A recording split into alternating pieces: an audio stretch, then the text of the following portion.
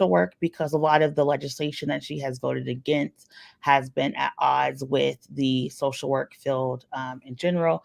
But the Arizona Democrats censuring her also comes after Manchin has said that the Build Back Better bill that he was proposing,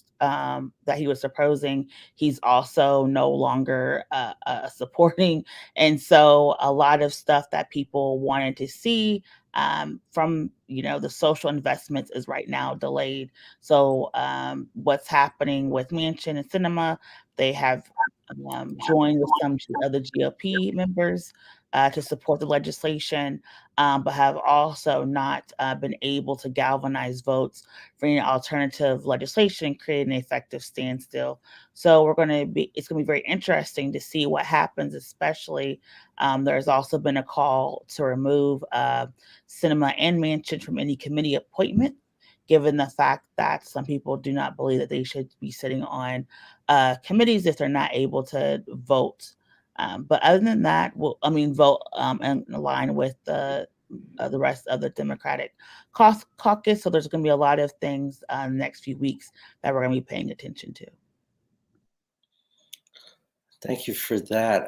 And bringing things back to the state of Pennsylvania, there was a recent announcement on Politics PA that gubernatorial candidate and sitting Attorney General for the state of Pennsylvania, Josh Shapiro, has announced that his campaign has $13.5 million on hand, which is the most of any candidate in the history of gubernatorial elections. So as was predicted several months ago by the PA Capitol star Stephen Caruso, I think we're well on our way to the most expensive election year in Pennsylvania history, with the gubernatorial election coupled with the Senate election and all of the candidates running, and the extreme amount of commercials that have already been running so far for the month of January. I know, Dr. Oz and Dave McCormick have been running significant television ads, particularly during the football games that I watched during the weekend. They had a ton of ads running.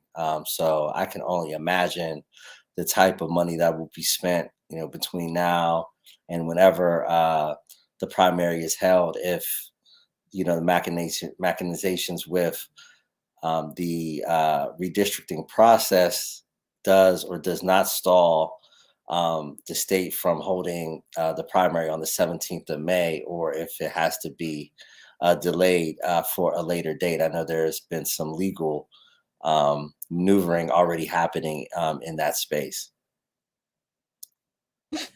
I know we are. This is a very interesting time, I think, for everyday Pennsylvanians when it comes to the importance of the consequences of an election. And we're seeing that in real time with this battle over the maps, the congressional maps, our state, our Commonwealth wide voting maps. And so we do not know what they're going to look like. We know today Representative Wheatley announced that it was his last day in Harrisburg, and has been starting the process to officially resign as the representative, making the 19th legislative district at play again officially with the Congress. And again, that is supposed to be on April 5th for that special election. And so hopefully, with that move and the need to have a special election before this primary season, it will kind of spur a more rapid response to get the debate over the maps settled. But if not, we still won't have maps by the end of the month. And so a lot of us still are waiting to see what zones we'll be living in, what neighborhoods will be committed to, and if we'll have a new partner in our district. And so it's a very interesting time for Pennsylvania. It's very exciting. But again, a lot of people and candidates need to know where these maps are. Thank you for that, Miracle. And with that, we're going to segue to our panel and tonight's topic. All this talk about elections and brings us to, the fundamental element of elections, which is voting and voting rights. And that is what tonight's topic is going to be all about. We're going to be talking about specific legislation at the federal level, specific legislation at the state level, as well as recent editorials, as well as reporting and coverage from the local and statewide media on these issues. There's just been just a ton of great journalism that's been done by a variety of outlets throughout this state, focusing on these issues. And we're excited to have one of those journalists joining us tonight. And we'll start with the editor in chief of the PA Capital Star, John Micek, is joining us tonight. We also have Nick Pressley from the PA Budget and Policy Center. And we also have Ashley McBride from For Our Future PA. Welcome all to the Power Hour. Thank you so much for joining us. And I'm going to turn the moderation duties back over to my colleague, Miracle.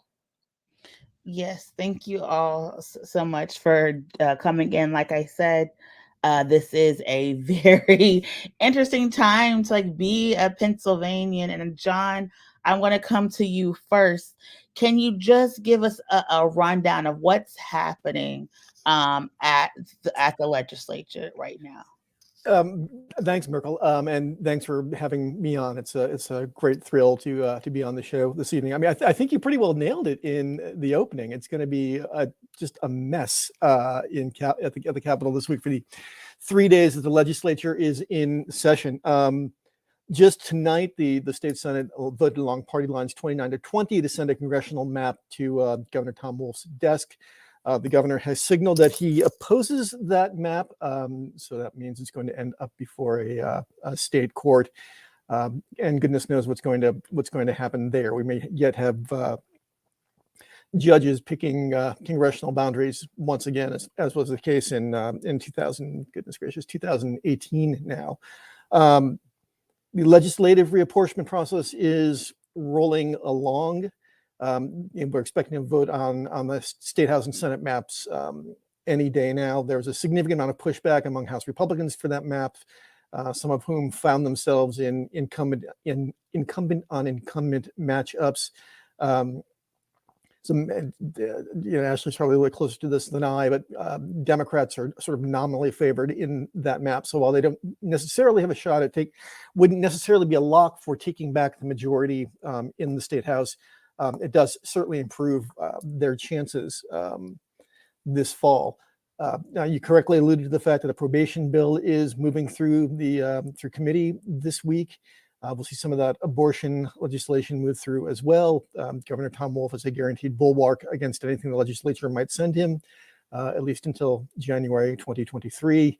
I am not surprised to learn that Attorney General Shapiro is sitting on a pot of money right now, heading into January. It's going to be a psychotically expensive campaign cycle. I was talking to a Republican consultant this week just about the Republican U.S. Senate side of the race. He compared the spending there to the last 3 weeks of the campaign, let alone being more than 3 months out. We're going to see crazy amounts of TV between the Senate candidates and between the gubernatorial candidates. A very packed docket in they circle back, a very packed docket in Harrisburg this week, no doubt.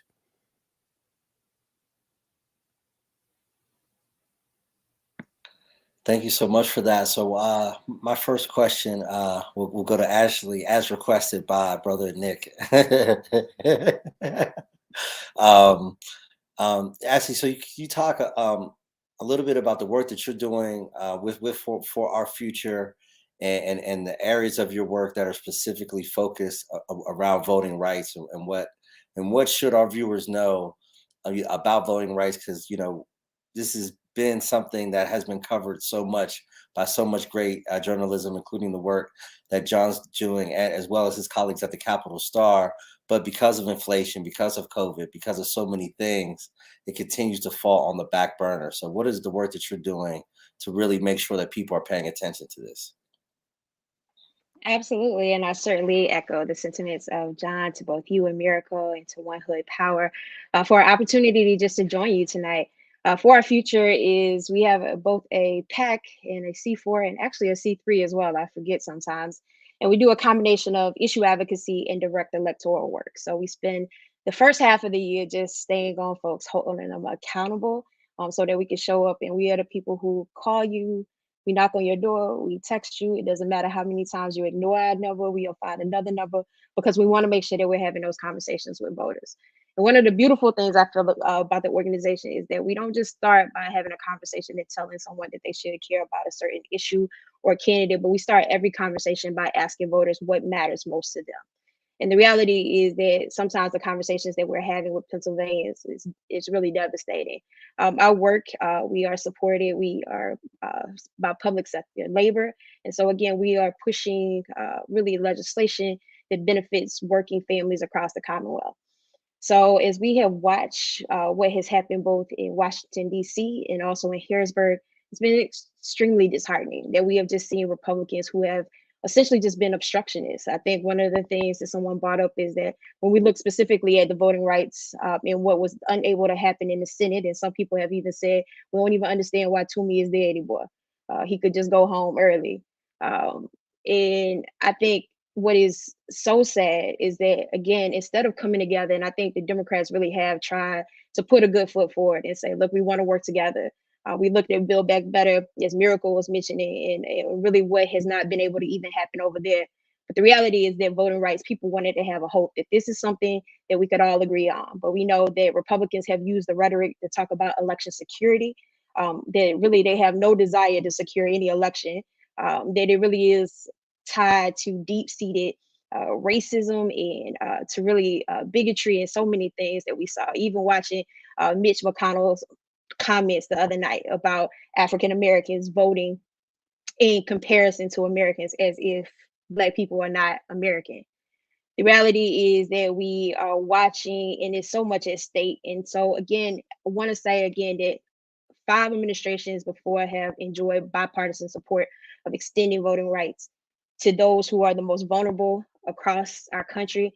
And the reality is that they at least used to use the courts instead of being outright and overtly discriminating and going against these things. And so our work is now harder than ever because we are having the conversations where there are people who are feeling hopeless and really are watching on as to see what is next, what can be done. It feels like we've heard the president and the vice president talking about this fight is not over, but there are people who have lost hope and optimism. And so it is up to us to make sure that we are continuing to lift that up, but we're holding every elected official accountable, no matter what side of the aisle they sit on, to make sure that they're doing right by the people in this state and across this country. Thank you. Thank you so much for that, Ashley. And coming to you, Nick, I know you wanted to go, but can you just talk a little bit about like the work that you are doing and the response you're getting, because the Pennsylvania Budget Office and Policy, y'all are also out there on the ground trying to let people know about a lot of these changes and motivate people to be engaged civically. So can you just talk about some of the things that you're seeing as well? Absolutely. And once again, thank you both, Kari and Miracle, for having me on the show. It's a pleasure to be here. Ashley, I love working with you on stuff like this because it's so easy to follow you, for real. To be honest, what she's working on and what For Our Future is working on a federal level, we're doing something similar on the state level. And we sit at a table that includes organizations, including For Our Future, on a campaign called We the People Pennsylvania. And that's what I spend the majority of my time working on. We are engaging constituents around the state on the legislative, on some of these pieces of legislation that are making their way through the General Assembly, and informing them about the issues that they need to know about regarding voting rights and legislative redistricting and even judicial gerrymandering, which we'll talk about in a little bit, and making sure that they get engaged along, just like Ashley was saying, on the federal level, we want to see that on the state level as well. Some of the things we're looking at right now are, as John mentioned earlier, the voting reform bill that's moving its way through the General Assembly at HB 1800. We are watching HB.58, which is a constitutional amendment that would be another end run around the government to gerrymander our judiciary, and then HB 2207, which is another constitutional amendment, which would change the entire legislative redistricting process in a way that would benefit one party over the other. And so that is a majority of what we spend our time working on. essentially PA Budget and Policy Center, I like to say, is a think tank. A think tank that looks at ways to put more money into the pockets of working families, put more food on people's table, keep the roofs over their head. But we combine that think tank with an advocacy section as well, which is what I do as director of campaigns, is make sure that all this super intelligent and wonky language that gets used in our pieces is understandable to the average person in the Commonwealth.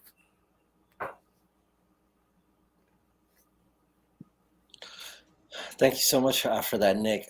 Back to John. You recently wrote an editorial that we talked about a little bit before we went on air about the GOP's lack of willingness to participate in what 10, 15, 20 years ago would be very popular bipartisan ideas around voting rights and access to voting. One, can you talk a little bit about what made you want to write a piece like that? Because I mean, you use pretty stark language. You don't mince your words in the piece. And being as someone who does cover both sides of the aisle, did you get a response from folks on the Republican side after they read that either did some agree with what you had to say, or did some take offense to it?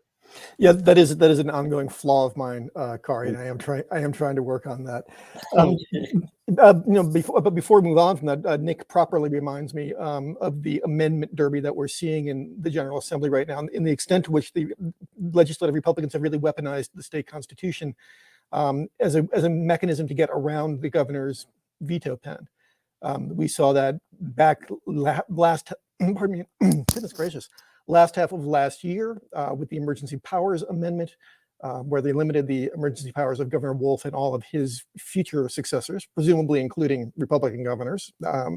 Those tend to get elected once every 8 years or thereabouts. They'll find themselves similarly constrained. We see the amendment with the judicial districts. And now just recently this power grab with legislative reapportionment, where the present 5-member commission would be replaced, with a 11-member commission, whose ruling could be ultimately overruled by the legislature in any event, rendering their work effectively useless. So all of that is a very long way of coming back around here. Original question. I have a number of conservative friends, and I get into discussions with them about voting rights, matters of access to the polls. And when I point out their obstinance on these issues, it really doesn't take long before one of them hollers Robert Byrd at me. The late Senator Byrd from West Virginia, in another life was a senior official in the Ku Klux Klan. He later recanted that. Republicans who were then on the side of integration, standing against Southern Dixiecrats like Orville Faubus, defected to the GOP in the 60s with Nixon and Goldwater and the Southern Strategy, where they've remained pretty well ever since. So, I mean, that whole argument seems to me one of remarkable bad faith, because it's ahistorical sort of on its face. That said, though, the last time the Voting Rights Act was reauthorized back in 2006, you saw some decent Republican crossover support for the legislation. But now we find ourselves with this Trumpian party with remarkable message discipline, where not even 10 Republicans will step up to vote for something that we all acknowledge empirically is a good thing: increased participation at the ballot box, irrespective of party. When more people are participating, we're better off as a democracy. I wrote just recently, when more people participate, we can actually live up to the ideals that we try to project to the rest of the world. So we really are, we're harming our citizens, and we're kneecapping our our standing as a nation. And, I did hear from some Republican conservative readers about that. Some of that I can share here. Some of it's not fit for a family webcast. But, it's frustrating,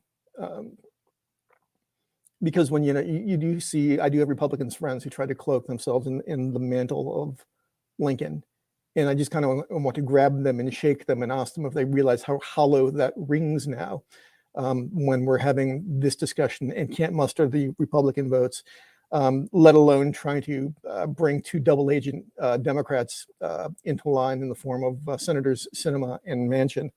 So I guess it all kind of bubbled over for me last week when it was clear that the filibuster reform was going into the ditch. That trying to get something passed by the deadline of Dr. King's birthday clearly was not going to happen.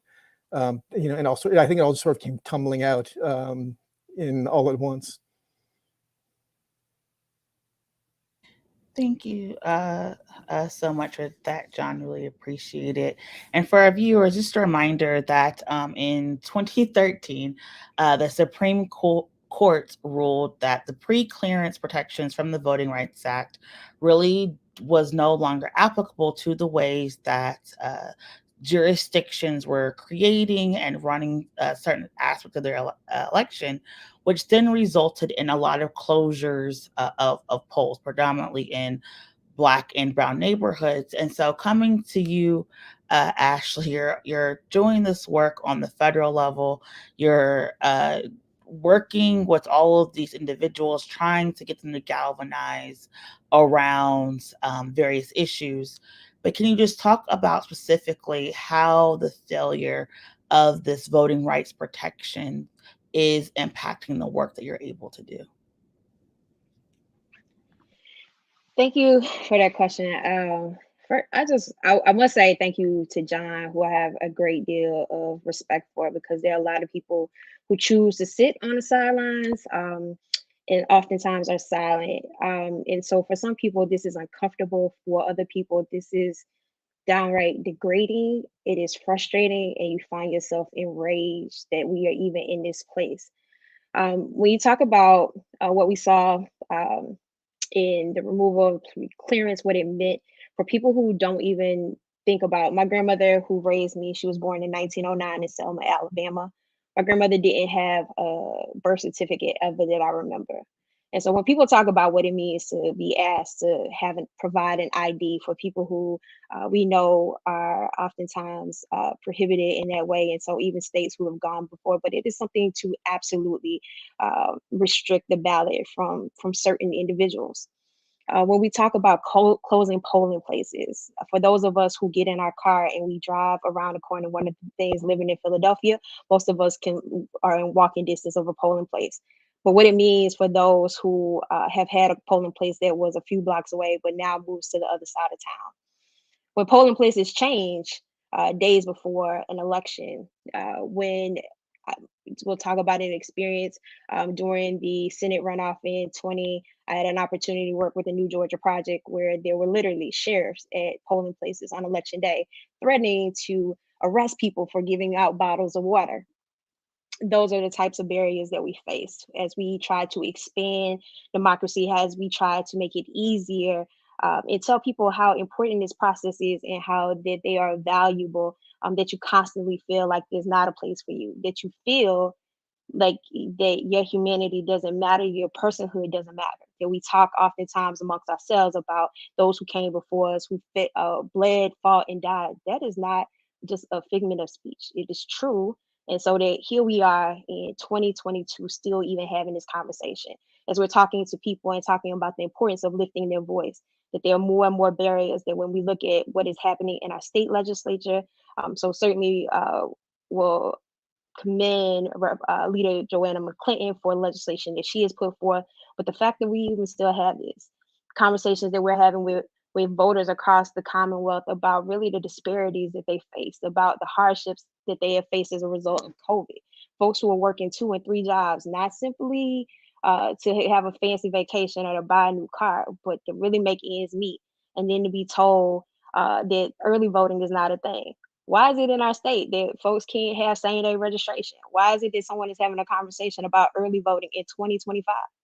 Well, now we were able to implement Act 77, vote by mail. Again, there are people who have their feelings about it, even though this was something that enjoyed bipartisan support as well, until a certain party outnumbered the other and showed up.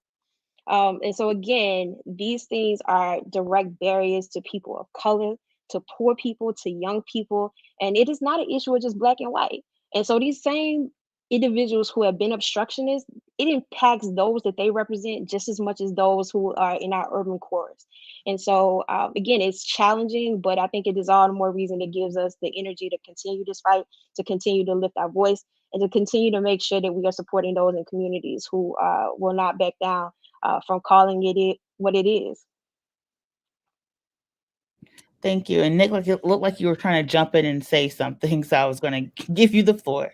I was just nodding because Ashley was hitting all the points exactly where they need to be hit. You know, the thing about it is the failure on the federal level is having a trickle down effect on the state level. If you look at what the state legislature is trying to do with voting rights here in Pennsylvania, they want to change the voter registration deadline from the 30 days it currently or to 30 days from 15 days. Why does that matter? They want to make it so that they eliminate annual mail-in ballot applications and make voters apply for every election. Regardless of the point, like Ashley said, that Act 77 enjoyed great bipartisan support. Both parties wanted that, and only the losing party in the last presidential election is pushing back on it now.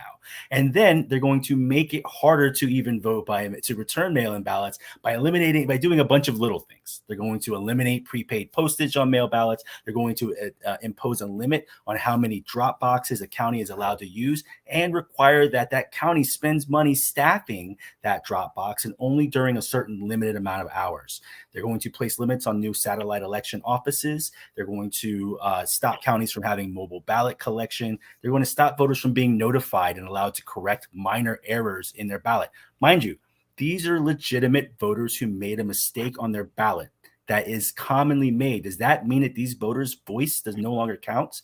Look, I live in central Pennsylvania. I live in State College. I went to high school in a small town to the south of here called Tyrone. This is an issue that's votes Republican on a regular basis. As Ashley mentioned, this is an issue that affects their constituents as well. I can't tell you how many times there is no a place to vote in Port Matilda, Pennsylvania, that is within walking distance of everyone who's eligible to vote in that area.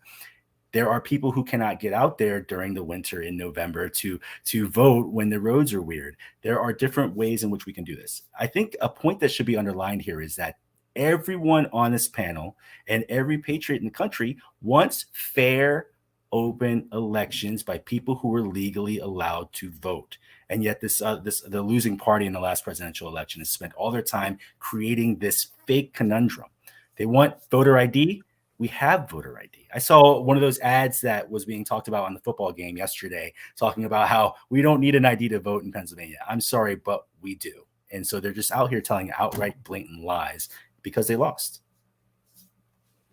You know, if I could jump in for a moment, I mean, listening to Ashley a moment ago talking about her ancestor who was born without a birth certificate, I was brought back to testimony in Commonwealth Court in 2012, the last time Republicans took a run at voter ID. And I recall hearing testimony from similarly situated individuals from Philadelphia who did not have birth certificates, or because of name changes through marriage, had many different iterations of personally identifying documents.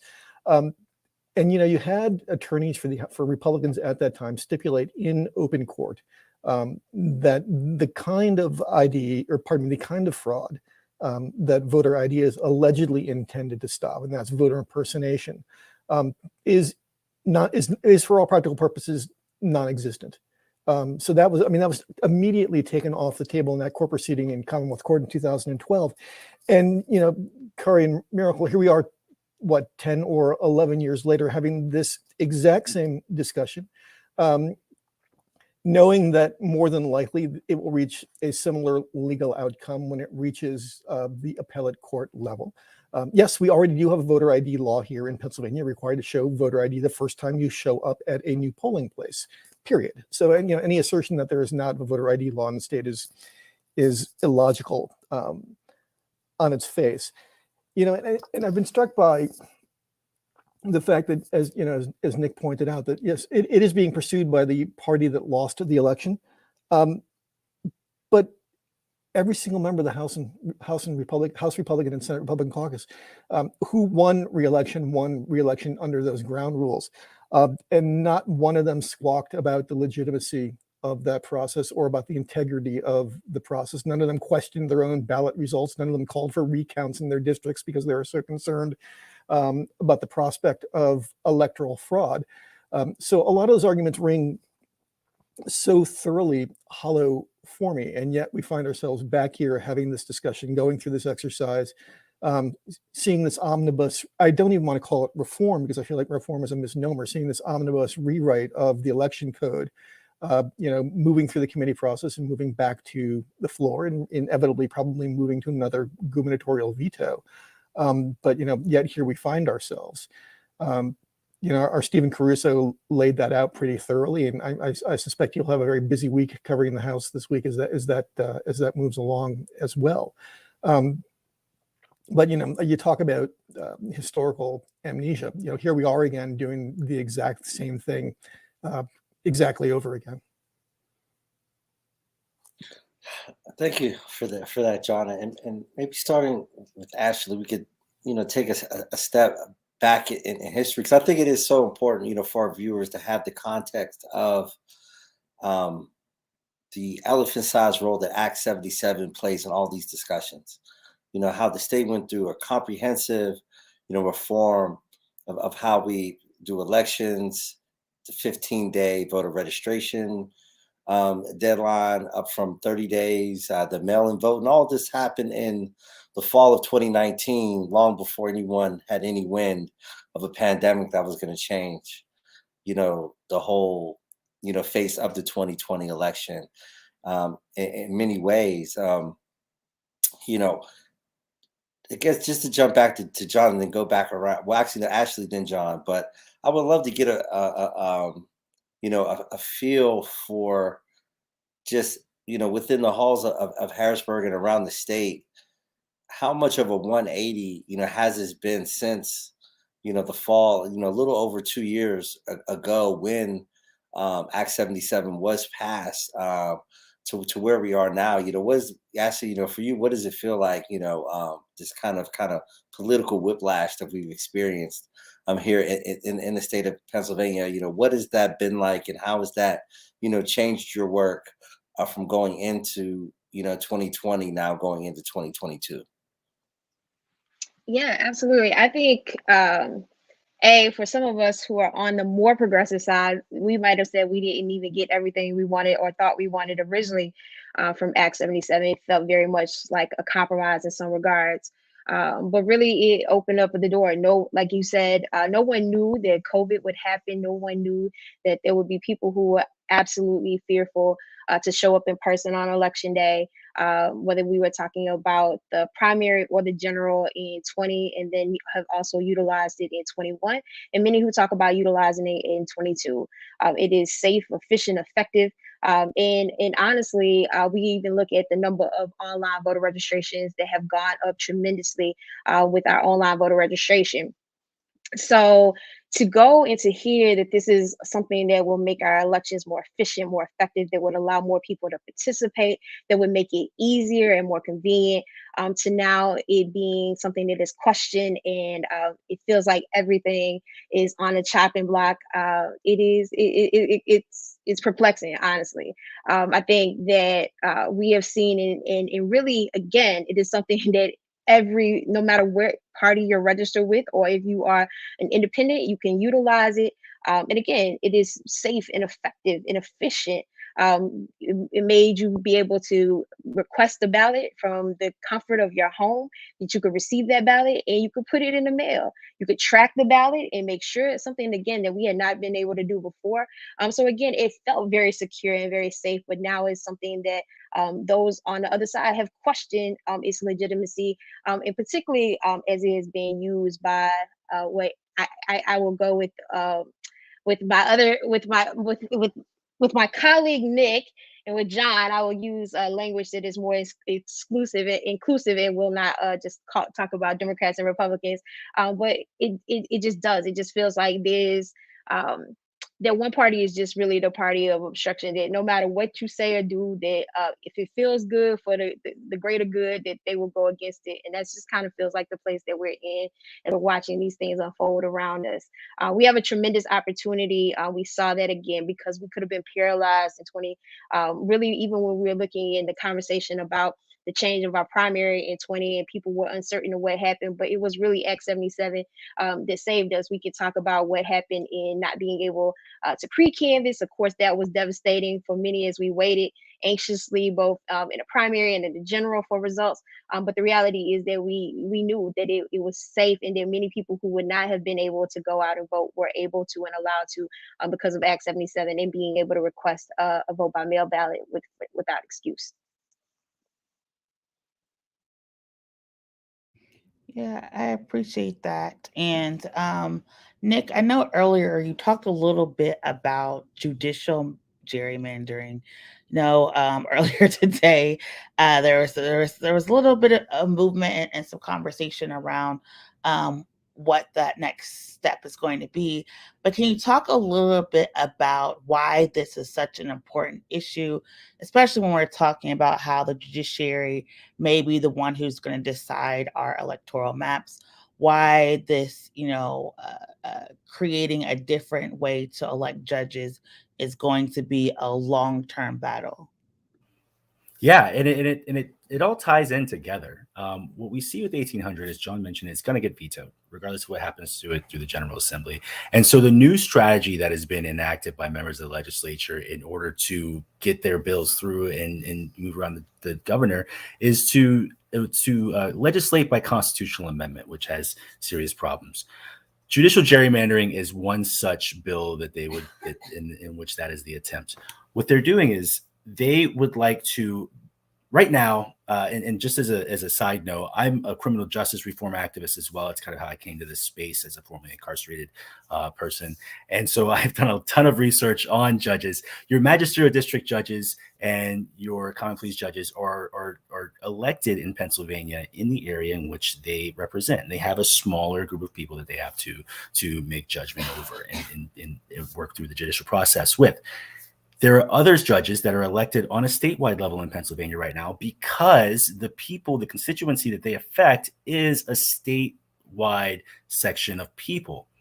What they would like to do with this new constitutional amendment, Ep.58, is to create districts for these statewide or these state level judges to run in. Mind you, these districts would be drawn by the simple majority in the legislature, which is the Republicans, who are actually in the process of trying to ensure that they keep their simple majority, which means they would then get to decide what areas or which voters are allowed to elect which judges that work on a statewide level.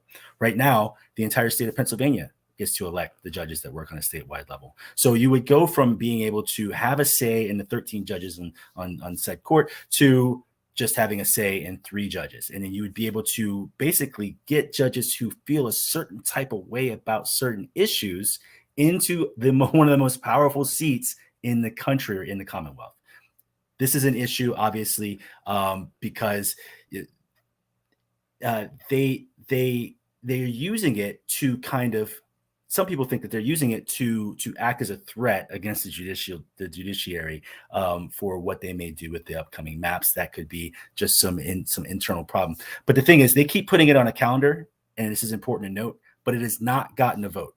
And part of the reason it has not gotten a vote is because we keep standing up against it. And so the work that those of you who are watching doing, if you've joined in any action alerts, which we will drop in the chat at some point, keep doing the work you're doing. We are able to stop this so far. John wanted to say something. You've said it all so well, Nick. I'm just going to sit and listen to you and Ashley for the remainder of the evening and just and get educated. No, I mean you're quite right. I'm struck by one other thing. I mean, obviously this is an intent to break up the hegemony of Pittsburgh and Philadelphia, and to elect more rural and more conservative judges. The great irony here, of course, is if memory serves me correctly, there's a Republican majority on the Pennsylvania Commonwealth Court right now. And there is fairly healthy Republican representation on the state Superior Court right now as well. So what we're really talking about here is the Pennsylvania Supreme Court. We're talking about all the marbles. The court that will make a determination very probably on the legislative topography. The court will make a determination very probably on the congressional maps in the not too far distant future, on any number of issues, from school funding to reproductive rights to firearms reform, to a whole thing, to break up that current 5-2 progressive majority. This is one way of coming at it. But Nick is right. Every time they try to take a run at this, the votes have mysteriously disappeared. So I guess we'll see what happens when I think they're running this out of committee at some point this week, if memory serves. So be curious to see what happens there as well. It's important to note as well for your viewers who do not know, the constitutional amendment process requires that a bill be passed in identical form in 2 consecutive legislative sessions, and then sent to the voters at statewide referendum. The governor does not have a role in this process. So Governor Wolf cannot swoop in and veto a constitutional amendment. This doesn't end run around him or any governor, whoever it is, when these things come up. And I don't think this has made it the first lap yet, Nick, if I recall correctly, or it has. Oh, it has. Yes, It's made it one lap. It's made it one lap already. So if it passes this time, it could be conceivably on the ballot by fall, maybe, or even by the spring primary, if there's enough time and the primary doesn't get moved and God won and the creek not rise and all that good stuff. But what's dangerous about that as well is by the time these things get onto the ballot, the result is pretty well baked in. I have yet to see a constitutional amendment. I've been doing this for 20-something years, and I've yet to see a constitutional amendment flop. Marcy's Law being the only recent example of a failure, but that got litigated to death. And that's almost always because the language of these amendments is written in such a way that it's incomprehensible to the average voter. And they kind of take a look at it and they go, yeah, that sounds kind of decent, judicial districts, whatever. And they flip the switch and then they wake up the next morning, it's like Brexit. And like, I did what? And, but I think that's kind of the risk here, that it's now so far down the pike that if it makes it onto the ballot, that change will more than probably go through. If I can add, so it's something like 30 for 30, John. 30 for 30 Pennsylvania ballot initiatives have passed. All yes votes since the 90s. Yeah, I remember covering the judicial retirement fiasco a couple of years ago, and they had to go back and rewrite the language on that. And I think it was like too late to get it actually onto the ballot, so they had to hang up flyers with the revised language. And in my little polling place in Susquehanna Township, where I was living at the time, it was literally tacked onto a church bulletin board under notices for like the spaghetti dinner, guaranteeing that no voter was going to see it, and then baking in the result of getting the retirement age raised. It's just, I don't know, the process is pernicious. It's just terrible. Miracle, did you have a question?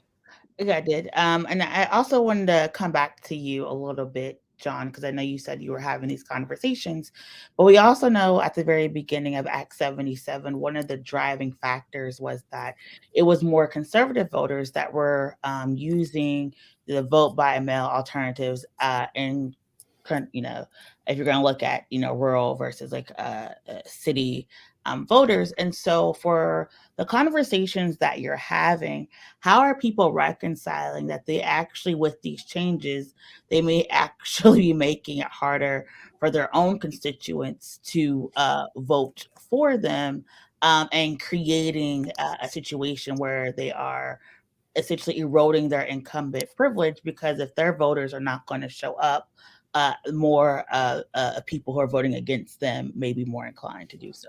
Yeah, I mean, I got to tell you, Miracle, the messaging on that has been remarkably effective. I mean, the numbers bear out the reality that Democrats prefer mail-in balloting in larger numbers than do Republican voters. But you raise a perfectly good point. You get up into Elk County or Forest County or whatever, and you got to drive a bit before you can get to a polling place. So these drop boxes make it so much easier for voters in those rural counties to cast their ballots. Mail-in balloting makes it so much easier for voters in those rural counties to cast their ballots. But I think Republican lawmakers have been successful in their messaging, that they have sold their voters on this message that mail-in balloting is ripe for fraud, even though there is no evidence that that is the case.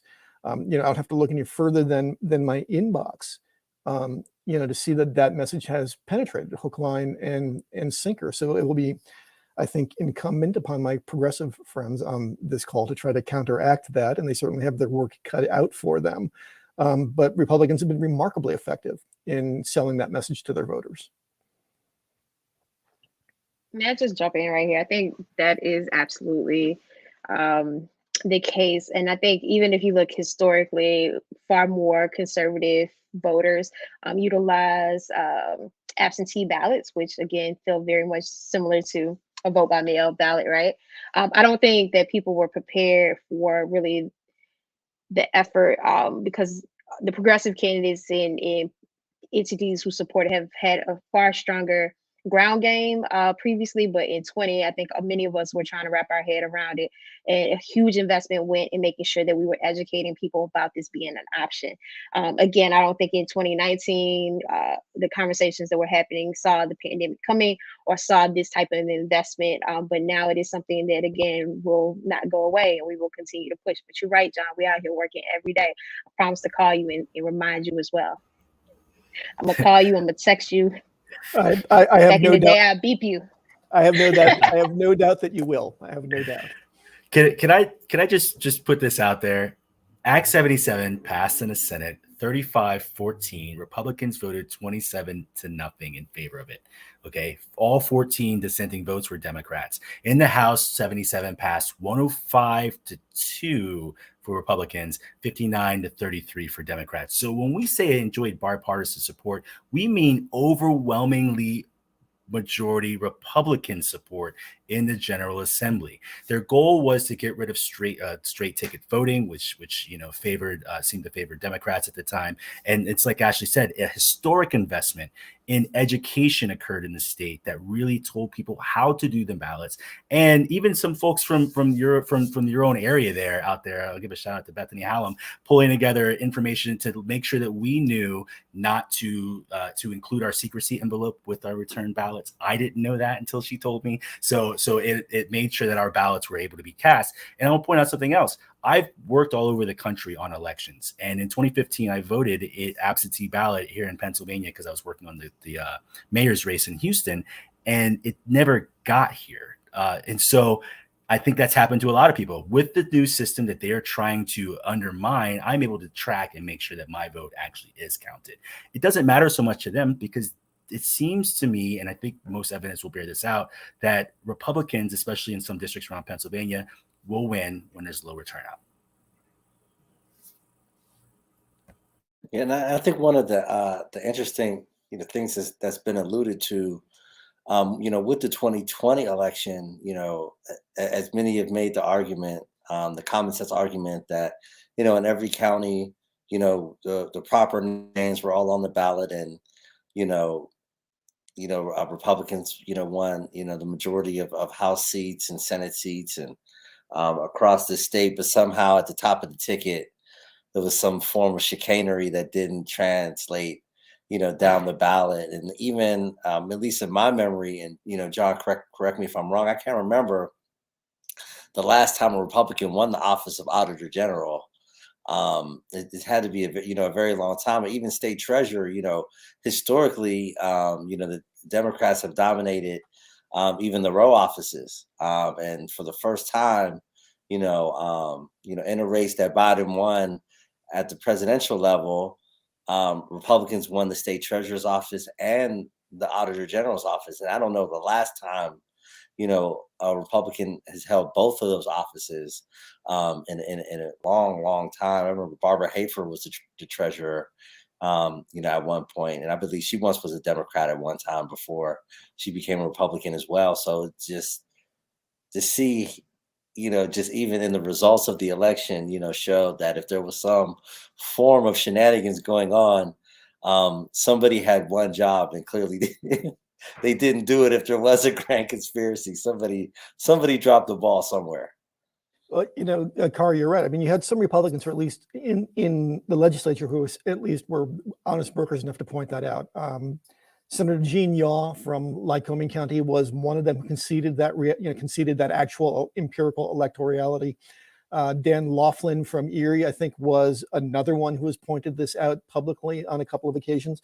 And yeah, I always forget about Barbara Hafer 14 or 15 years ago, who was a Republican and then switched over to Democrat after she lost her home in that party. But yeah, in the 23 years that I've been doing this, I don't recall Republicans holding two of those statewide holding Auditor General and Treasurer at the same time. Obviously, we had some Republican attorneys general in the mix for a bit, Ernie Priate, Tom Corbett, Mike Fisher. So that is not and Jerry Papert, who inherited that office. So that is not without precedent. But to have two Republicans holding those sort of fiduciary offices at the same time, certainly not in my professional lifetime in this state.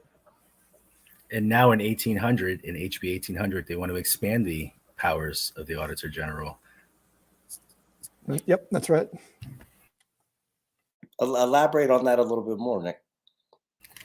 They want to give the Auditor General expanded electoral related authority. So they want the Auditor General to be able to go through and check the votes, kind of oversee the County Board of Elections. John, you can correct me if I'm saying anything wrong here, but local election officials and the Election Law Advisory Board. So they want the Auditor General to be this kind of spearhead to any election related challenges, with a judiciary that they have now set into specific districts according to where they want people to vote for them, with the legislative redistricting committee, which we haven't talked about yet, that skewed in their way as well. So yeah, it's an all-out attack.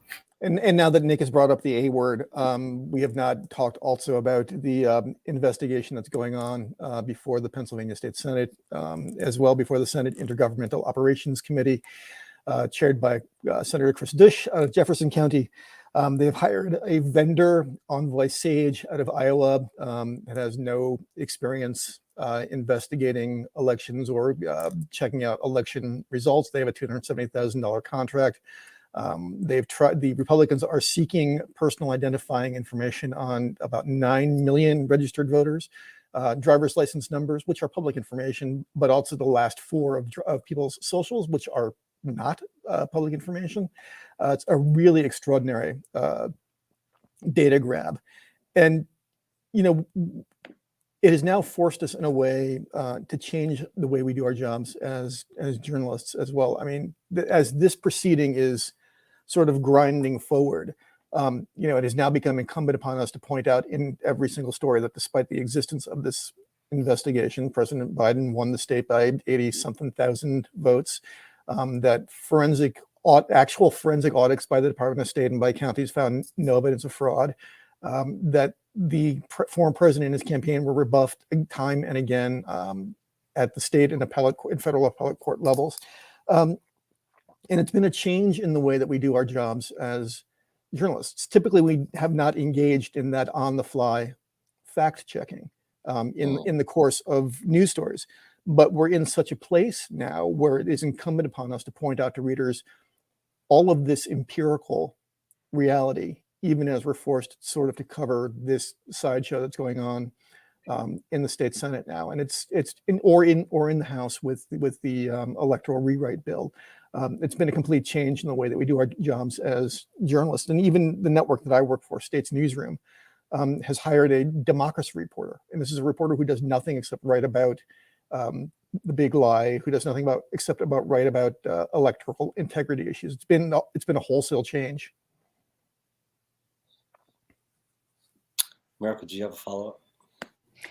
No, I think that I would say you're talking about changing, and I know as we're wrapping, just journalistic wise, has there been conversations with other newspapers? And I know there's this whole corporate takeover of newspaper rooms.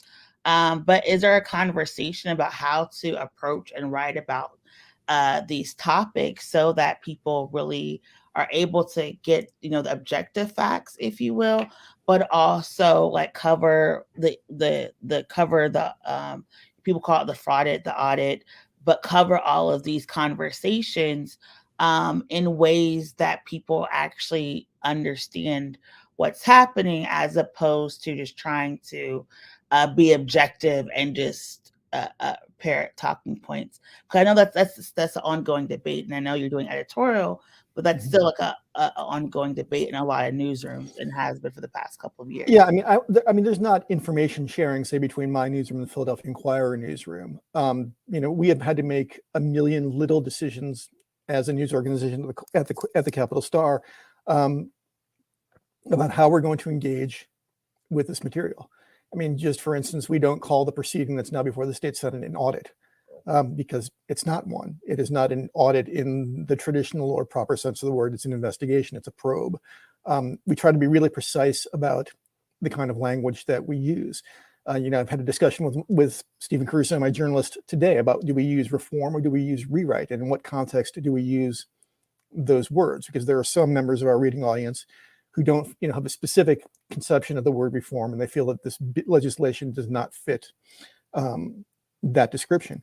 I will say, though, in the days after the election and the days after the insurrection, when there was still some degree of tension, and there was still a threat to safety because of the risk of infection from the pandemic, that we did have journalists coordinating across news organizations just to check in on each other, to make sure that the other was safe as they went into these very charged situations. So that is one really pronounced change I think that I've seen in the last couple of years, with that kind of coordination across news organizations.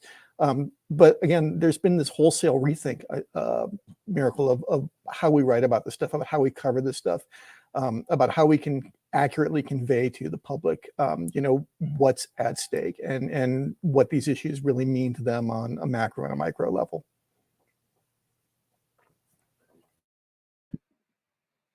Yeah, thank you so much. And before we close out, can we just do a quick round? We'll start with Ashley, Nick, and then end with John, with just some final words about this issue.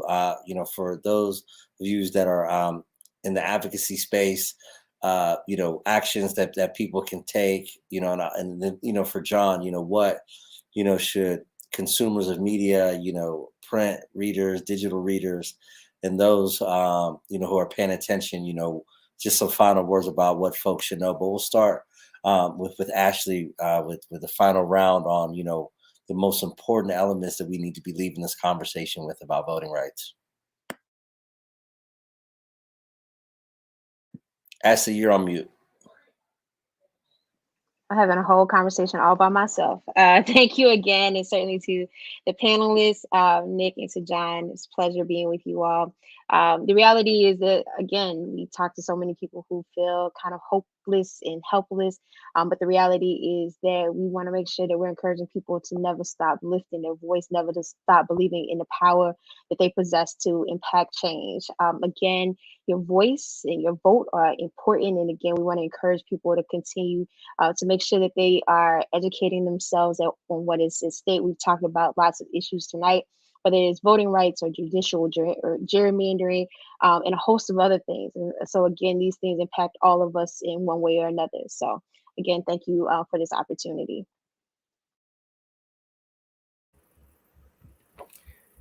I just want to say, with regards to the work that we've been doing on the judicial gerrymandering and voting rights, and also some of the redistricting stuff, it is working. We have stopped them from passing judicial gerrymandering so far. We are pushing back against HB 1800 and this voting omnibus. It's certainly not reform, as John said. It is working. I'm dropping a link right now for Further actions continue. Please click on that link. It takes you 3 minutes to fill out those actions. You'll be able to contact your state legislators, let them know that you oppose any kind of this sham election audit, this sham election review, I should say. Audit's the wrong word, as John pointed out. Sham election review, that we oppose this omnibus bill that would just take away a lot of our rights, that we oppose any gerrymandering of our judiciary, and continue to write letters to your legislators, call your legislators, which is the most important and probably useful thing you can do at this point in time. Do that tonight, do that tomorrow. Let's continue to push these bills back. And thank you so much for letting me join the show with you, Ashley. It's always a pleasure to work with you. John, thank you for all your words, and it was a pleasure to meet you. I love your writing. Well, thanks. I'll just go out. Thanks so much to the entire panel, Nick, Ashley, Miracle, Kari. It's been a great honor to be invited to share this space with you this evening. I think all I would say is that there are a great number of hardworking professional journalists who are out there trying to do the very best job that they can, often under very difficult circumstances, to get the best information we can to our readers. And I guess I would urge readers to be smart, to be discerning, to try to, gather read as much as they possibly can.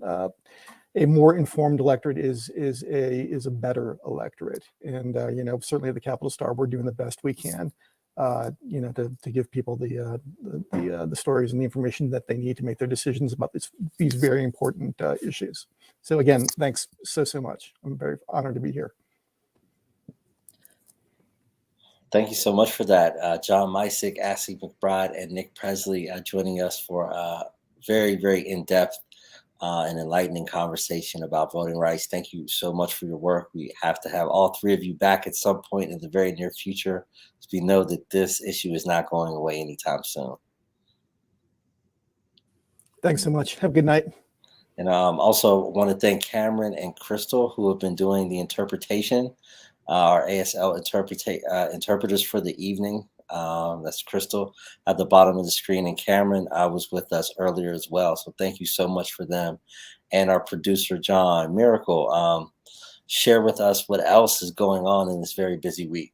So it's a very busy week here for us at One Hood. So tomorrow at 2:00, the One Hood Media Network is going to have a conversation for what Black Pittsburgh needs to know about community safety, and what can be and what should be our response to stop gun violence in our communities. That's going to be tomorrow at 2:00 with Cornell Jones, Amber Sloan, and Richard Garland. So please tune in to have that conversation or watch the replay. Wednesdays, a lot of stuff going on, whether it's a Merrill Lynch CEO assaulting teen girls over a smoothie, or the police doing something that they should not be. We always have This Week in White Supremacy on Wednesdays at 6 p.m. where we discuss the ways in which white supremacy still show up in our society and things that we can do to combat them. But Thursday, I'm really, really, really, really happy and excited and stoked. We are going to be launching Ask a Black Lawyer.